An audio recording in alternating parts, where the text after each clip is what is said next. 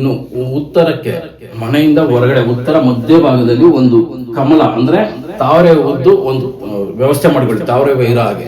ಏನಕ್ಕೆ ಅಂದ್ರೆ ನಮ್ಗೆ ಲಕ್ಷ್ಮಿ ಒಳಗಡೆ ಬರೋಂತ ಜಾಗ. ಮತ್ತೆ ನಮ್ಗೆ ಮನೆಯಲ್ಲಿ ಬಳಸದೇ ಇರೋಂತ ಪಾತ್ರೆಗಳು, ಬಳಸದೇ ಇರೋಂತ ವಸ್ತುಗಳು ಯಾವ್ದಾದ್ರು ಇದ್ರೆ 3 ತಿಂಗಳಿಗೆ ಒಂದ್ಸರಿ ಬಳಸಬೇಕು. ಆ ತರ ಇರತಕ್ಕಂತ ವಸ್ತುಗಳಿದ್ರೆ ಇಟ್ಕೊಳ್ಳಿ. ಯಾವ್ದೋ ಒಂದು 2 ವೀಲರ್ ಇರುತ್ತೆ, ಅಪ್ಪದೋ ತಾತದೋ ನೆನಪಿರುತ್ತೆ, ನೆನಪಿರ್ಲಿ ಸಂತೋಷ, ಅದನ್ನ ಓಡಾಡಿಸಿ. ಇನ್ನು ವಾಯುವ್ಯದಲ್ಲಿ ಹಣ ಮಿಡ್ತಾ ಬನ್ನಿ. ಸ್ವಲ್ಪ ಯಾವುದೇ ರೂಮಲ್ಲಿ ಆಗ್ಲಿ ಹಾಲಲ್ಲಾಗ್ಲಿ ವಾಯುವ್ಯ ಇರುತ್ತಲ್ವಾ, ಆ ವಾಯುವ್ಯದಲ್ಲಿ ಒಂದ್ ಸ್ವಲ್ಪ ಕ್ಯಾಶ್ ಇಡಿ, ನಿಮ್ಗೆ ಜಾಸ್ತಿ ಆಗುತ್ತೆ.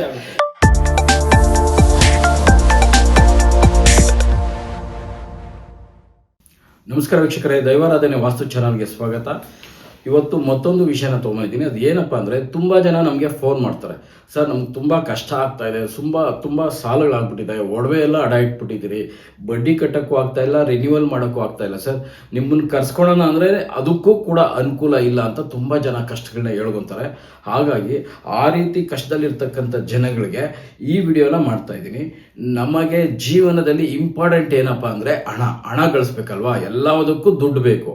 ಆಲ್ಮೋಸ್ಟ್ ದುಡ್ಡಿದ್ರೆ ಎಲ್ಲ ಕೆಲಸ ಆಯ್ತು ಅಂತ. ಒಂದು 4 ಜನದಲ್ಲಿ ನಮಗೆ ಒಂದು ಬೆಲೆ ಬರಬೇಕು ಅಂದ್ರೆ ಏನ್ ಮಾಡಬೇಕು?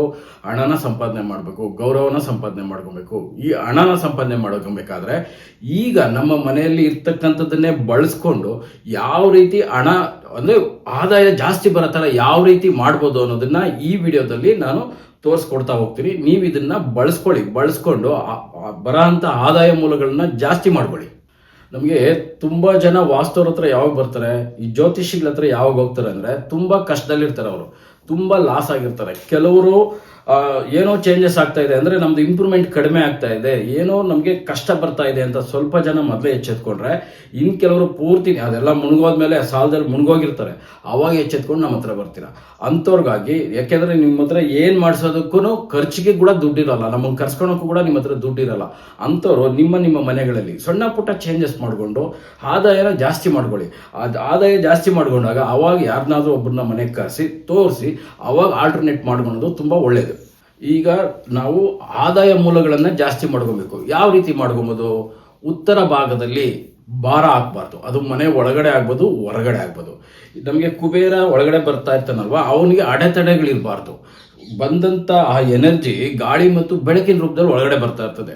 ಮ್ಯಾಕ್ಸಿಮಮ್ ನಂಬರ್ಸ್ ಜಾಸ್ತಿ ಮಾಡ್ಕೊಳ್ಳಿ, ವಿಂಡೋಗಳು ಇಲ್ಲ ದೊಡ್ಡ ವಿಂಡೋಗಳು ಇಟ್ಕೊಳ್ಳಿ. ಅವಾಗ ನಮಗೆ ಪಾಸಿಟಿವ್ ಎನರ್ಜಿ ಮನೆ ಒಳಗಡೆ ಬಂತು ಅಂತ ಅರ್ಥ. ಈಗ ಸರ್ ನಾನು ಬಾಡಿಗೆ ಮನೇಲಿದ್ದೀನಿ ಅಥವಾ ಕಟ್ಬಿಟ್ಟಿದ್ದೀನಿ ಸರ್, ಇವಾಗ ವಿಂಡೋ ಕಡಿಮೆ ಇದೆ ಅಥವಾ ವಿಂಡೋನೇ ಇಲ್ಲ, ಬಾಗಿಲು ಕೂಡ ಇಲ್ಲ ಉತ್ತರದಲ್ಲಿ ಅನ್ನೋರು ಮಿರರ್ಗಳನ್ನ ಹಾಕೊಳ್ಳಿ. ಅದು ಒಂದು ಸ್ವಲ್ಪ ನಮಗೆ ಎನರ್ಜಿನ ಕೊಡುತ್ತೆ.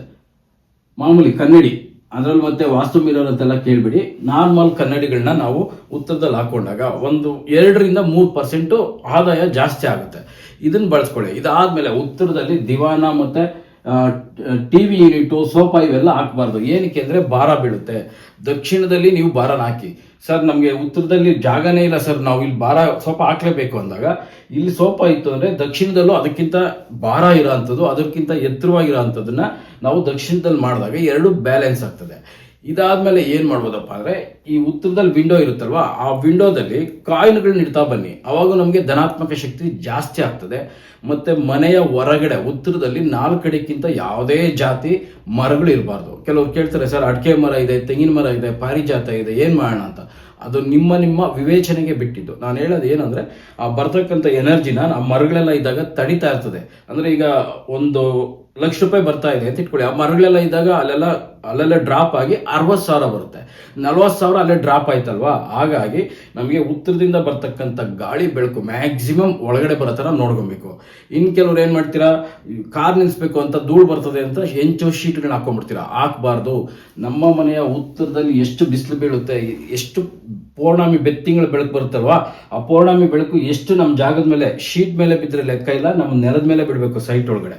ಹಾಗಾಗಿ ಆದಷ್ಟು ಉತ್ತರಕ್ಕೆ ಶೀಟು ಹೆಂಚು ಏನಾದರೂ ತೋರಣಾಗಿದೆ ದಯವಿಟ್ಟು ಅವಾಯ್ಡ್ ಮಾಡಿ.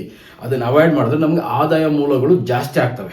ಮತ್ತೆ ನಾನು ಸೈಟ್ ವಿಸಿಟಿಂಗ್ ಹೋದಾಗ ಮನೇನ ತುಂಬಾ ಗಲೀಜಾಗಿ ಇಟ್ಕೊಂಡಿರ್ಬೇಡ್ರಿ. ಎಲ್ಲಿ ಮನೆಯಲ್ಲಿ ಗಲೀಜಿರುತ್ತೆ ಅಲ್ಲಿ ಶನಿಮಾತ್ಮನ ದೃಷ್ಟಿ ಬೀಳುತ್ತೆ. ನಾವು ಶನಿಮಾತ್ಮನ ದೃಷ್ಟಿಗೆ ಬೀಳ್ಬಾರ್ದು ಅಂದ್ರೆ ಏನ್ ಮಾಡ್ಬೇಕು? ಬೆಳಗ್ಗೆ ಎದ್ದ ತಕ್ಷಣ ಕಸ ಹೊಡೆದು ಮನೆ ಒರೆಸಿ ಹಾಸಿಗೆ ಮೇಲೆ ಇರೋಂಥ ಬೆಡ್ಶೀಟ್ನ ಮಡ್ಸಾಕಿ. ನಾನು ಎಷ್ಟೋ ಜನ ಮನೆಗಳಿಗೆ ಸೈಟ್ ವಿಸಿಟಿಂಗ್ ಹೋದಾಗ ಪಾತ್ರೆಗಳು ಹಂಗೆ ಇರ್ತದೆ, ತೊಳೆದಿರಲ್ಲ, ಸ್ಮೆಲ್ ಬರಬಾರ್ದು ಅಂತ ಒಂದು ಊದ್ಕಡ್ಡಿ ಹಚ್ಚಿಟ್ಬಿಡ್ತಿರ್ತಾರೆ, ನಾನು ಬರ್ತೀನಿ ಅಂತ. ನೀವು ನನಗೆಲ್ಲ ಭಯ ಪಡೋದು, ಕರ್ಮ ಭಗವಂತನಿಗೆ ಭಯ ಪಡಬೇಕು. ಆವಾಗ ನಿಮಗೆ ಪಾಸಿಟಿವ್ ಎನರ್ಜಿ ಮನೆಯೊಳಗಡೆ ಬರ್ತದೆ. ಹರಿದೋಗಿರೋ ಬಟ್ಟೆ ಹಾಕೊಂಡಿರ್ತೀರ, ಬಟ್ಟೆಗಳಿರುತ್ತೆ ಅನುಕೂಲಿಸ್ರೆ ಹರಿದೋಗಿರೋ ಹಾಕೊಂಡಿರ್ತೀರ, ಬಟ್ಟೆ ಒಂದು ವಾರ ಆದರೂ ಒಗ್ದಿರಲ್ಲ, ಅದರಲ್ಲಿ ನೆಗೆಟಿವ್ ಇರುತ್ತೆ, ಕೆಟ್ಟ ಸ್ಮೆಲ್ ಬರ್ತಾ ಇರ್ತದೆ. ಭಗವಂತ ನಿಮಗೆ ಕಷ್ಟ ಕೊಟ್ಟಿರ್ತಾನೆ, ದರಿದ್ರ ಕೊಡಲ್ಲ, ದರಿದ್ರನ ನೀವು ಕ್ರಿಯೇಟ್ ಮಾಡ್ಕೊತೀರ. ಹಾಗಾಗಿ ಮನೇನ ಆದಷ್ಟು ಬೇಗ ಆದಷ್ಟು ಬೆಳಗ್ಗೆ ಬೇಗ ಎದ್ದ ತಕ್ಷಣ ನೀಟಾಗಿ ಇಟ್ಕೊಂಡು ಕೈಕಾಲು ಮುಖ ತೊಗೊಂಡಿದ್ರೆ ಅದೇ ಒಂದು ಪಾಸಿಟಿವ್. 10-11 ಗಂಟೆ 1 ಗಂಟೆ ಆದ್ರೂ ಮುಖ ತೊಳೆಯಲ್ಲ, ಇದನ್ನೆಲ್ಲ ಬಿಟ್ಬಿಡಿ, ನಾಳೆಯಿಂದ ನೀಟಾಗಿರೋ ಥರ ಮಾಡಿ. ಇದಾದ್ಮೇಲೆ ನಾವು ಏನು ಮಾಡ್ಬೋದಪ್ಪ ಅಂದರೆ, ಉತ್ತರದಲ್ಲಿ ಒಳ್ಳೆ ಸ್ಮೆಲ್ ಇರೋ ಥರ ನೋಡಬೇಕು. ಗಂಧ, ರೂಮ್ ಫ್ರೆಶ್ನರು ಏನಾದರೂ ಮಾಡಿ ನೀವು ಒಳ್ಳೆ ಸ್ಮೆಲ್ ಇರಬೇಕು. ಒಂದು ಒಳ್ಳೆ ಊದ್ಕಡ್ಡಿ ಹಚ್ಚಿ ಧೂಪ ಹಾಕಿ ಇದನ್ನೆಲ್ಲ ಮಾಡಿದಾಗ ನಮ್ಗೆ ಏನಾಗುತ್ತೆ, ಪಾಸಿಟಿವ್ ಎನರ್ಜಿ ಕ್ರಿಯೇಟ್ ಆಗ್ತದೆ. ನೋಡಿ, ಭಗವಂತ ನಿಮಗೆ ಒಳ್ಳೇದು ಕೆಟ್ಟದ್ದು ಯಾವುದೂ ಬಯಸಲ್ಲ. ನೀವು ಹೆಂಗೆ ನಿಮ್ಮ ಮನೇನ ಇಟ್ಕೊಂಡಿರ್ತೀರಾ ಪಾಸಿಟಿವ್ ಆಗಿ ಇಟ್ಕೊಳ್ಳಿ. ಮನೆ ಒಳಗಡೆ ಬಂದರೆ 10 ನಿಮಿಷ ಕುತ್ಕೊಬೇಕಪ್ಪ, ಕುತ್ಕೊಳ್ಳೋಣ ಅನ್ನೋ ಥರ ಇರಬೇಕು. ಎಲ್ಲ ಕಿಟಕಿಲಿ ಕೊಟ್ಟಿರ್ತೀರಾ ಉತ್ತರಕ್ಕೆ ಪೂರ್ವಕ್ಕೆ, ಎಲ್ಲ ಧೂಳು ಬರ್ತದೆ ಅಂದ್ಬಿಟ್ಟು ಮುಚ್ಚಿಬಿಡ್ತೀರಾ, ಸ್ಕ್ರೀನ್ ಬಟ್ಟೆ ಹಾಕ್ಬಿಡ್ತೀರಾ. ಮನೆ ಒಳಗಡೆ ಬಂದರೆ ಉಸಿರು ಕಟ್ಟ ಥರ ಇರಬಾರ್ದು. 10 ನಿಮಿಷ ಇನ್ನೂ ಸ್ವಲ್ಪ ಹೊತ್ತು ಕೂತಿರೋಣಪ್ಪ, ಹಾಯಾಗಿದೆ, ತಣ್ಣಗಿದೆ ಅನ್ನೋ ಥರ ನೀವು ಕ್ರಿಯೇಟ್ನ ಮಾಡ್ಕೊಬೇಕು. ಇನ್ನು ಉತ್ತರಕ್ಕೆ ಮನೆಯಿಂದ ಹೊರಗಡೆ ಉತ್ತರ ಮಧ್ಯಭಾಗದಲ್ಲಿ ಒಂದು ಕಮಲ ಅಂದರೆ ತಾವರೆ ಉದ್ದು ಒಂದು ವ್ಯವಸ್ಥೆ ಮಾಡ್ಕೊಳ್ಳಿ, ತಾವರೆ ಇರೋ ಹಾಗೆ. ಏನಕ್ಕೆ ಅಂದರೆ ನಮಗೆ ಲಕ್ಷ್ಮಿ ಒಳಗಡೆ ಬರೋಂಥ ಜಾಗ. ಹಾಗಾಗಿ ಒಂದು ತಾವರೆ ಕುಂಡನ ಆಚೆ ಇಟ್ಕೊಳ್ಳಿ ಭೂಮಿಯಿಂದ ಒಳಗಡೆ. ಇದಾದಮೇಲೆ ಸರ್ ನಮಗೆ ತಾವರೆ ಹೂವು ಇಡಕ್ಕೆ ಆಗ್ತಾ ಇಲ್ಲ ಅಂದಾಗ ಒಂದು ಕಮಲದ್ದು ತಾವರೆ ಹೂವದ್ದು ಒಂದು ಫೋಟೋನ ಉತ್ತರದ ಗೋಡೆಗೆ ಪೇಸ್ಟ್ ಮಾಡಿ ಪಿಕ್ಚರ್ನ ಹಾಕೊಂಡಾಗ ಅದು ನಮಗೆ ಪಾಸಿಟಿವ್ ಎನರ್ಜಿ ಮಾಡುತ್ತೆ. ಮತ್ತು ಉತ್ತರದಲ್ಲಿ ಒಂದು ಕುಬೇರ ಲಕ್ಷ್ಮಿದು ಒಂದು ಫೋಟೋ ಹಾಕೊಬೋದು. ಅದಾದಮೇಲೆ ಈ ಗ್ರೌಂಡ್ ಫ್ಲೋರಲ್ಲಿ ಇದೆಲ್ಲ ಆಯಿತು ಸರ್, ಫಸ್ಟ್ ಫ್ಲೋರಲ್ಲೂ ಜಾಗ ಇದೆ ಅಂದರೆ ಉತ್ತರದಲ್ಲಿ ಒಂದು ಸಮುದ್ರದ ಫೋಟೋ ಹಾಕಿ. ಏನಕ್ಕೆ ಅಂದರೆ ಸಮುದ್ರ ರಾಜನ ಮಗಳು ಮಹಾಲಕ್ಷ್ಮಿ. ಲಕ್ಷ್ಮಿ ಎಲ್ಲಿಂದ ಬರ್ತಾಳೆ? ಸಮುದ್ರದಿಂದ ಉದ್ಭವ ಆಗಿ ಬರೋದು. ಹಾಗಾಗಿ ಸಮುದ್ರದ ಒಂದು ಪಿಕ್ಚರ್ ಹಾಕೊಬೋದು. ಇದಾದ್ಮೇಲೆ ನಮಗೆ ಧನಾಕರ್ಷಣೆ ಇನ್ನೂ ಜಾಸ್ತಿ ಬೇಕು ಅಂದರೆ ಏನು ಮಾಡ್ಬೋದು? ಮನೆ ಒರೆಸ್ಬೇಕಾದ್ರೆ ಸ್ವಲ್ಪ ಅರಿಶಿನ, ಸ್ವಲ್ಪ ಕಲ್ಲುಪ್ಪು, ಸ್ವಲ್ಪ ಪಚ್ಚಕರ್ಪೂರ ಪೌಡರ್ ಮಾಡಿ ಹಾಕ್ಬಿಟ್ಟು ಮನೆ ಒರೆಸಿ. ನಾನು ಲಾಸ್ಟ್ ವಿಡಿಯೋದಲ್ಲಿ ಇದ್ರ ಬಗ್ಗೆನೂ ಮಾತಾಡಿದ್ದೆ. ಸುಮಾರು ಜನ ಹೇಳಿದ್ರು ಉಪ್ಪನ್ನ ತುಳ್ಕೊಂಡು ಓಡಾಡಬಾರ್ದಲ್ವಾ ಸರ್ ಅಂತ. ಈಗ ನಾವು ಮನೆ ಒರೆಸ್ಬೇಕಾದ್ರೆ 2 ಸರಿ 3 ಸರಿ ಒರೆಸ್ತೀರಲ್ವಾ, ಮೊದಲನೇ ಸರಿ ಉಪ್ಪು, ಅರಿಶಿನ ಮತ್ತು ಪಚ್ಚಕರ್ಪೂರ ಪೌಡರ್ ಮಾಡಿ ಹಾಕ್ಕೊಳ್ಳಿ. ನೆಕ್ಸ್ಟ್ ನಾವು 2ನೇ ಸರಿನೋ 3ನೇ ಸರಿನೋ ಒರೆಸೋವಾಗ ಉಪ್ಪನ್ನ ತೆಗೆದುಬಿಟ್ಟು ಉಳಿದಿದ್ದಂಥ ಐಟಮ್ನ ಹಾಕೊಂಡು ಒರೆಸ್ಕೊಂಡ್ರೆ ನಮಗೆ ಪಾಸಿಟಿವ್ ಎನರ್ಜಿ ಜಾಸ್ತಿ ಆಗ್ತದೆ. ಮನೆಗಳಲ್ಲಿ ಕಿಟಕಿ ಎಲ್ಲೆಲ್ಲಿ ಇರುತ್ತೆ, ನಮ್ಗೆ ಎಲ್ಲಿ ಅಡುಗೆ ಮನೆಯಲ್ಲಿ ಶಿಂಕ್ ಇರುತ್ತಲ್ವ, ಪಾತ್ರೆ ತೊಳೆಯೋ ಜಾಗದಲ್ಲಿ ಅಲ್ಲಿ ಕೆಟ್ಟ ಸ್ಮೆಲ್ ಇರುತ್ತೆ, ಟಾಯ್ಲೆಟ್ ರೂಮಲ್ಲಿ ಕೆಟ್ಟ ಸ್ಮೆಲ್ ಇರುತ್ತೆ, ಎಲ್ಲ ಕಡೆ ಒಂದು ಸ್ವಲ್ಪ ಪಚ್ಚ ಕರ್ಪೂರನ ಇಡ್ತಾ ಬನ್ನಿ. ಅದು ಗಾಳಿಯಲ್ಲಿ ಕರಗಿ ಪಾಸಿಟಿವ್ ಎನರ್ಜಿ ಜಾಸ್ತಿ ಮಾಡ್ತಾ ಇರ್ತದೆ. ಇವಾಗ ನಾವು ತಿರುಪತಿ ಬೆಟ್ಟದ ಮೇಲೆ ಹೋದ್ರೆ ಬರೀ ಆ ತುಪ್ಪ ಲಡ್ಡು ಸ್ಮೆಲ್ಲೇ ಬರ್ತಾ ಇರ್ತದೆ. ಅದ್ರ ಜೊತೆಲಿ ಏನು ಬರುತ್ತೆ ನಮಗೆ ಹೇಳಿ? ಪಚ್ಚ ಕರ್ಪೂರ ಬರುತ್ತೆ, ಪಚ್ಚ ಕರ್ಪೂರದ ಸ್ಮೆಲ್ ಬರುತ್ತೆ. ಎಲ್ಲಿ ಪಚ್ಚ ಕರ್ಪೂರ ಅಂದ್ರೆ ಲಕ್ಷ್ಮಿ ಅಂತ. ಹಾಗಾಗಿ ಸಾಧ್ಯವಾದಷ್ಟು ನಿಮ್ಮ ಮನೆಗಳಲ್ಲಿ ಪಚ್ಚಕರ್ಪೂರನ ಇಡ್ತಾ ಬನ್ನಿ. ಇದಾದ್ಮೇಲೆ ನಾವು ಧನಾಕರ್ಷಕಣೆ ಇನ್ನೂ ಜಾಸ್ತಿ ಮಾಡ್ಬೇಕು. ಏನು ಮಾಡೋದು ಅಂದರೆ ಶುಕ್ರನ ನಮ್ಮ ಮೇಲೆ ದೃಷ್ಟಿ ಬೀಳಬೇಕು. ಶುಕ್ರನ ದೃಷ್ಟಿ ಬೀಳಬೇಕಾದ್ರೆ ನಿಮ್ಮ ಮನೇಲಿ ಯಾವಾಗೂ ಜೇನುತುಪ್ಪನ ಇಟ್ಕೊಳ್ಳಿ. ಅದು ಉಪಯೋಗಿಸಿ ಅಥವಾ ಇಟ್ಕೊಳ್ಳಿ, ಅಥವಾ ದೇವರ ಅಭಿಷೇಕಕ್ಕಾದ್ರೂ ಸರಿ. ಮನೇಲಿ ಯಾವಾಗ ಒಂದು ತುಪ್ಪನ ಇರೋ ಥರ ನೋಡ್ಕೊಳ್ಳಿ. ಇದಾದ್ಮೇಲೆ ಇನ್ನೂ ಏನು ಮಾಡ್ಬೋದು ಅಂದರೆ, ನಾವು ಇಟ್ಕೊಂಡಿದ್ದೀವಿ ಉತ್ತರ ಮಧ್ಯಭಾಗದಲ್ಲಿ ಒಂದು ಜೇನು ಪೆಟ್ಟಿಗೆ ಇಟ್ಕೊಂಡಿದ್ದೀರಿ. ಅವಾಗ ಏನಾಗಿತ್ತು? ಶುಕ್ರನ ದೃಷ್ಟಿ ನಮ್ಮ ಮೇಲೆ ಬಿತ್ತು. ಹಾಗಾಗಿ ಇದೆಲ್ಲ ಸಣ್ಣ ಪುಟ್ಟದು, ನಿಮ್ಗೆ ಏನೂ ಖರ್ಚು ಬರಲ್ಲ. ಇದನ್ನೆಲ್ಲ ಬಳಸ್ಕೊಂಡಾಗ ನಿಮಗೆ ಪಾಸಿಟಿವ್ ಎನರ್ಜಿ, ಧನಾತ್ಮಕ ಶಕ್ತಿ ಜಾಸ್ತಿ ಮನೆ ಒಳಗಡೆ ಬರ್ತಾ ಇರ್ತದೆ. ಇದನ್ನೆಲ್ಲ ನೋಡ್ಕೊಳ್ಳಿ. ಮೊನ್ನೆ ನಾನು ಒಂದು ಸೈಟ್ ವಿಸಿಟಿಂಗ್ ಹೋಗಿದ್ದೆ. ಅವರು ನನಗೆ 1 ವರ್ಷಕ್ಕೆ ಮುಂಚೆ ಕರೆಸಿದ್ರು. ಡಿಗ್ರಿ ಬರ್ತಾ ಇಲ್ಲ ಸರ್ ಅಂತ. ನಾನು ಕರೆಕ್ಟಾಗಿ ಡಿಗ್ರಿಗೆ ಮಾರ್ಕ್ ಮಾಡಿಕೊಟ್ಟು ದಾರ ಕಟ್ಸಿ ಬಂದಿದ್ದೆ. ಅವ್ರು ಮತ್ತೆ ಫೋನ್ ಮಾಡಿದ್ರು, ಸರ್ ಬನ್ನಿ ಅಂತ. ನಾನು ಅವರು ಪೇಮೆಂಟ್ ಮಾಡಿ 1 ವಾರ ಆಯಿತು, ಹೋಗೋಕ್ಕಾಗಲಿಲ್ಲ. ಒಂದು 10-12 ದಿನ ಬಿಟ್ಟು ಹೋದಾಗ 3 ಫ್ಲೋರ್ ಆಗ್ಬಿಟ್ಟಿದೆ. ಅರ್ಥ ಮಾಡ್ಕೊಳ್ಳಿ, ನೀವು ಮನೆ ಕಟ್ಟಬೇಕಾದ್ರೆ ಅದನ್ನು ಗೊತ್ತಿರೋರನ್ನ ಬಳಸ್ಕೊಳ್ಳಿ. ನನಗೆ ಭಯ ಆಯಿತು, ಏನಪ್ಪ ಇವರು ನಾನು ಅವತ್ತು ಸೈಟ್ ನೋಡ್ಸ್ಕೊಂಡ್ರು, ಆಮೇಲೆ ಏನು ಮಾಡಿದ್ರು ಏನೂ ಗೊತ್ತಾಗಿಲ್ಲ, ಇದು ನೋಡಿದ್ರೆ 3 ಫ್ಲೋರ್ ಹೋಗ್ಬಿಟ್ಟಿದೆ ಅಂತ. ಅಲ್ಲಿ ಹೋಗಿ ನೋಡಿದಾಗ ವಾಯುವ್ಯದಲ್ಲಿ ನಮಗೆ ಮೆಟ್ಲು ಕಾರ್ನರ್ಗೆ ಹಾಕ್ಬಿಟ್ಟಿದ್ದಾರೆ. ವಾಯುವ್ಯದಲ್ಲಿ ಮನೆ ಹೊರಗಡೆ ಬರ್ಬೋದು, ಮನೆ ಒಳಗಡೆ ಬರಬಾರ್ದು. ಎಲ್ಲ ರೂಮ್ಗಳು ಕೂತು ಅಡುಗೆ ಮನೆ ಮೇಲೆ ಟಾಯ್ಲೆಟ್ ರೂಮ್ ಬರಬಾರ್ದು ಅಂತ ಇಲ್ಲಿ ಆಚೆ ತಳ್ಳಿಬಿಟ್ಟಿದ್ದಾರೆ. ಒಂದಲ್ಲ ಎರಡಲ್ಲ ಸುಮಾರು ತಪ್ಪು ಮಾಡಿದ್ದಾರೆ. ಮಾಡಬೇಡಿ. ನಿಮ್ಮ ಮನೆನ ಕಟ್ಟೋದು ಜೀವನದಲ್ಲಿ ಒಂದ್ಸರಿ ಕಟ್ತಾ ಇರ್ತೀರ. ಅದನ್ನ ಯಾರು ಅವ್ರಿಗೆ ಕ್ಲೀನಾಗಿ ಅರ್ಥ ಆಗ್ಬಿಟ್ಟಿದೆ, ಮನೆ ಪ್ರಾಬ್ಲಮ್ ಅಂದರೆ ನಮ್ಗೆ ಪ್ರಾಬ್ಲಮ್ ಆಗಿದೆ ಅಂತ. ನಾನು ಹೋದೆ, ಮೇಸ್ಟ್ರಿಗೆ ಕರೆಸಿದ್ರು. ಮೇಸ್ಟ್ರಿ ಏನೂ ಆಗಲ್ಲ ಸರ್, ಎಲ್ಲರೂ ಮನೆ ಒಳಗಡೆ ಕೊಡೋದು, ಏನೂ ಆಗಲ್ಲ ಅಂತ. ಅವ್ರಂದ್ರೆ ಅವರು ಕಷ್ಟಪಡ್ತವ್ರೆ, ನುಂಗ್ತಾ ಇದ್ದಾರೆ, ಮಾತು ಹೇಳೋಕ್ಕಾಗ್ತಾ ಇಲ್ಲ. ಸರ್ ನಿಮ್ಗೆ ತುಂಬ ಕಷ್ಟ ಆಗುತ್ತೆ ಮುಂದಿನ ದಿನಗಳಲ್ಲಿ. ಈಗಲೂ ನಿಮ್ಗೆ ಇನ್ನೂ ಪ್ಲಾಸ್ಟಿಕ್ ಸ್ಟಾರ್ಟ್ ಆಗಿಲ್ಲ, ನಿಮಗೆ ಅವಕಾಶ ಇದೆ. ಅಂದರೆ ಖರ್ಚು ಬರುತ್ತೆ, ಅವಕಾಶ ಇದೆ, ಇವಾಗ ಚೇಂಜ್ ಮಾಡ್ಕೊಂಬಿಡಿ ಅಂದರೆ ಅವ್ರು ಹೇಳ್ತಾ ಇದ್ದಾರೆ, ಕಷ್ಟ ಅಲ್ಲ ಸರ್, ಪ್ರಾಣ ಸಂಕಟ ಆಗ್ತಾ ಇದೆ, ನಾನು ನಿಮ್ಮ ಹತ್ರ ಹೇಳೋಕ್ಕಾಗ್ತಾ ಇಲ್ಲ, ನನ್ನ ಮಗನ ಹತ್ರ ಮಾತಾಡೋಕ್ಕಾಗ್ತಾ ಇಲ್ಲ ಅಂತ. ಹಾಗಾಗಿ ದಯವಿಟ್ಟು ಎಲ್ಲ ಕಳ್ಕೊಂಡ್ಮೇಲೆ ಎಚ್ಚೆತ್ಕೊಂಬೇಡಿ. ಫಸ್ಟ್ ಪ್ಲ್ಯಾನ್ ಬರ್ತಿದ್ದಂಗೆ ವಾಸ್ತುರ ಹತ್ರ ಬರಬೇಕು. ಬಂದ್ಬಿಟ್ಟು ನೋಡಿ ಸರ್ ಇದರಲ್ಲಿ ಏನೇನು ಚೇಂಜಸ್ ಇದೆ, ಚೇಂಜ್ ಮಾಡಿಕೊಡಿ. ಟೈಮ್ ನಮಗೂ ಕೊಡ್ಬೇಕು. ನೀವು ಚೇಂಜ್ ಮಾಡಿಕೊಡ್ತೀರಿ, ಚೇಂಜ್ ಮಾಡಿಸ್ಕೊಡ್ತೀರಿ, ಆವಾಗ ನೀವು ಕೆಲಸ ಸ್ಟಾರ್ಟ್ ಮಾಡಬೇಕು. ಈಗ ಅವರು 1 ವರ್ಷಕ್ಕೆ ಮುಂಚೆ ಕರ್ಸ್ಬಿಟ್ಟು ಈಗ ಕರ್ಸಿದ್ದಾರೆ, ಒಂದು 6 ರಿಂದ 8 ಲಕ್ಷ ಎಕ್ಸ್ಟ್ರಾ ಖರ್ಚು ಬರುತ್ತೆ. ಇವಾಗ ಎಲ್ಲ ಹೊಡಿಬೇಕು, ಎಷ್ಟು ನೋವಾಗುತ್ತೆ ಗೊತ್ತಾ ನಾವು ಕಟ್ಟಿರೋ ಮನೆ ನೋಡಿತಾ ಇದ್ರೆ. ಹಾಗಾಗಿ ದಯವಿಟ್ಟು ಫಸ್ಟ್ ನೀವು ಮನೆ ಕಟ್ಟಕ್ಕೆ ಮುಂಚೆನೇ ಇದನ್ನೆಲ್ಲ ಯೋಚನೆ ಮಾಡಿ, ಕಷ್ಟ ಬಂದಾಗ ದೇವರ ಹತ್ರ ಬರಬೇಡಿ. ಮತ್ತೆ ನಮಗೆ ಮನೆಯಲ್ಲಿ ಬಳಸದೇ ಇರೋಂಥ ಪಾತ್ರೆಗಳು, ಬಳಸದೇ ಇರೋಂಥ ವಸ್ತುಗಳು ಯಾವುದಾದ್ರೂ ಇದ್ರೆ 3 ತಿಂಗಳಿಗೆ ಒಂದ್ಸರಿ ಬಳಸಬೇಕು. ಆ ಥರ ಇರತಕ್ಕಂಥ ವಸ್ತುಗಳಿದ್ರೆ ಇಟ್ಕೊಳ್ಳಿ. ಯಾವುದೋ ಒಂದು 2 ವೀಲರ್ ಇರುತ್ತೆ, ಅಪ್ಪದೋ ತಾತದೋ ನೆನಪಿರ್ಲಿ, ಸಂತೋಷ, ಅದನ್ನು ಓಡಾಡಿಸಿ, ಅದನ್ನ ತೊಗೊಂಡು ಮೂಲೆಗೆ ನಿಲ್ಲಿಸ್ಬಿಟ್ಟು ಅದು ನೆಗೆಟಿವ್ ಆಗಿ ಕನ್ವರ್ಟ್ ಆಗ್ತದೆ. ಸೈಕಲ್ ಇರುತ್ತೆ, ನೆನಪು, ಅದನ್ನ ರಿಪೇರಿ ಮಾಡಿಸೋದಿಲ್ಲ, ಅದು ಗುಜರಿಗೂ ಹಾಕೋದಿಲ್ಲ, ಉಪಯೋಗಿಸೋದಿಲ್ಲ, ಆ ಥರ ಇರುತ್ತೆ. ಅವೆಲ್ಲ ನೆಗೆಟಿವ್. ನಾವು ಯಾವ್ದು ವಸ್ತುನ 3 ತಿಂಗಳಕ್ಕಿಂತ ಹೆಚ್ಚಾಗಿ ಉಪಯೋಗಿಸಲ್ಲ ಅದನ್ನು ಮನೆಯಿಂದ ಹೊರಗಡೆ ಹಾಕ್ಬಿಡಿ, ಎಸ್ಬಿಡಿ, ನಮಗೆ ಡಸ್ಟ್ಬಿನ್ಗೆ ಹಾಕ್ಬಿಡಿ. ಆವಾಗ ನಮಗೆ ನೆಗೆಟಿವ್ ಸೇರೋದಿಲ್ಲ. ಇದೆಲ್ಲ ಬಳಸದೇ ಇರತಕ್ಕಂಥ ವಸ್ತು, ಬಳಸದೇ ಇರತಕ್ಕಂಥ ಬಟ್ಟೆಗಳು, ಹರಿದ ಬಟ್ಟೆಗಳನ್ನ ಉಪಯೋಗಿಸೋದು, ಎಲ್ಲ ಗಲೀಜಾಗಿ ಇಟ್ಕೊಂಡಾಗ ನಮಗೆ ಮನೆ ಒಳಗಡೆ ನೆಗೆಟಿವ್ ಎನರ್ಜಿ ಜಾಸ್ತಿ ಆಗುತ್ತೆ. ಇನ್ನು ವಾಯುವ್ಯದಲ್ಲಿ ಹಣ ಇಡ್ತಾ ಬನ್ನಿ. ಸ್ವಲ್ಪ ಯಾವುದೇ ರೂಮಲ್ಲಾಗಲಿ ಹಾಲಲ್ಲಾಗಲಿ ವಾಯುವ್ಯ ಇರುತ್ತಲ್ವ, ಆ ವಾಯುವ್ಯದಲ್ಲಿ ಒಂದು ಸ್ವಲ್ಪ ಕ್ಯಾಶ್ ಇಡಿ, ನಿಮ್ಗೆ ಜಾಸ್ತಿ ಆಗುತ್ತೆ. ಈಗ ನಾನು ನಿಮ್ಗೆ ಒಂದು 10 ಪಾಯಿಂಟ್ ಹೇಳಿದ್ದೀನಿ. ಇವತ್ತು ಒಂದನ್ನು ಮಾಡಿ 1% ನಿಮ್ಗೆ ಆದಾಯ ಜಾಸ್ತಿ ಆಗುತ್ತೆ. ನಾಳೆ ದಿನ 5 ಮಾಡಿ 5% ಆದಾಯ ಜಾಸ್ತಿ ಆಗುತ್ತೆ. 10 ಪಾಯಿಂಟನ್ನು ಅಳವಡಿಸ್ಕೊಳ್ಳಿ, ಅವಾಗ ನಿಮಗೆ 10% ಆದಾಯ ಜಾಸ್ತಿ ಆಯಿತು. ಎಲ್ಲೋ ಒಂದು ಕಡೆ ಭಗವಂತ ಪಂಚಭೂತಗಳು ಸಪೋರ್ಟ್ ಮಾಡಿಬಿಡುತ್ತೆ. ನಾವು ನಮ್ಮ ಮನೇನ ವಾಸ್ತು ಪ್ರಕಾರ ನೀಟಾಗಿ ಗಲೀಜು ಇಲ್ದಿರೋ ಥರ ಇಟ್ಕೊಂಡಾಗ ನಮಗೆ ಪಂಚಭೂತಗಳು ಸಪೋರ್ಟ್ ಮಾಡ್ತವೆ. ನಮಗೆ ಆದಾಯ ಮೂಲಗಳು ಬೇರೆ ಕಡೆಯಿಂದ ಬರೋದಕ್ಕೆ ಸ್ಟಾರ್ಟ್ ಆಗುತ್ತೆ.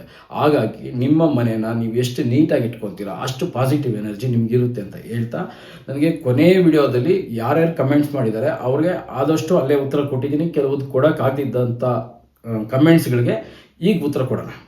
ಸುಹಾಸನ್ ಅವರು ಒಂದು ಪ್ರಶ್ನೆನ ಕೇಳಿದ್ದಾರೆ. ಸರ್, ಮನೆಯ ಡೈರೆಕ್ಷನ್ ನೋಡಬೇಕಾದ್ರೆ ಮನೆಯ ಮಧ್ಯಭಾಗದಲ್ಲಿ ಅಂದರೆ ಸೈಟ್ ಮಧ್ಯಭಾಗದಲ್ಲಿ ನಿಂತ್ಕೊಂಡು ನೋಡಬೇಕಾ ಅಂತ ಕೇಳಿದ್ದಾರೆ. ಇಲ್ಲಿ ಸುಹಾಸನ್ ಅವರೇ, ಡೈರೆಕ್ಷನ್ ಅಂದರೆ ನಾನು ಡಿಗ್ರಿ ಅಂತ ತಿಳ್ಕೊತೀನಿ. ಡಿಗ್ರಿನ ಯಾವ ರೀತಿ ಮಾಡಬೇಕು, ಎಲ್ಲರೂ ಮಾಡೋದು ಇದೇ ತಪ್ಪು.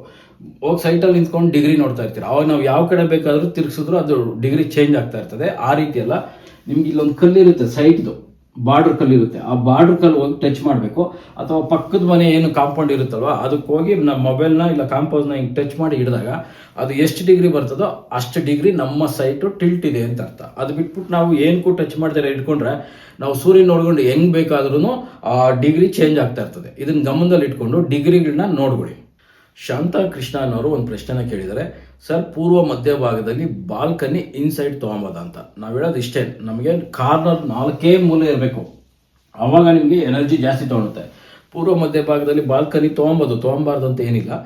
ಆದರೆ ನಮಗೆ ಟೋಟಲ್ ಮೆಜರ್ಮೆಂಟ್ ತೊಗೊಂಡಾಗ ಅದು ಅರ್ಧದಿಂದ ಈಶಾನ್ಯದ ಕಡೆಗೆ ಡೋರ್ ಇರಬೇಕು. ಇಲ್ಲಿ ನಮಗೆ ಬಾಲ್ಕನಿ ತೊಗೊಂಡಾಗ 2 ಮೂಲೆ ಎಕ್ಸ್ಟ್ರಾ ಆಗುತ್ತೆ.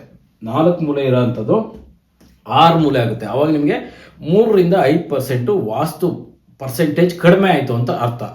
3 ರಿಂದ 5% ಕಡಿಮೆ ಆದರೂ ಪರವಾಗಿಲ್ಲ ಸರ್, ನಾವು ತೊಗೊಬೋದು ಅಂದರೆ ಅರ್ಧದಿಂದ ಈಶಾನ್ಯಕ್ಕೆ ಬಾಗಿಲು ಬರೋ ಥರ ತೊಗೊಬೋದು.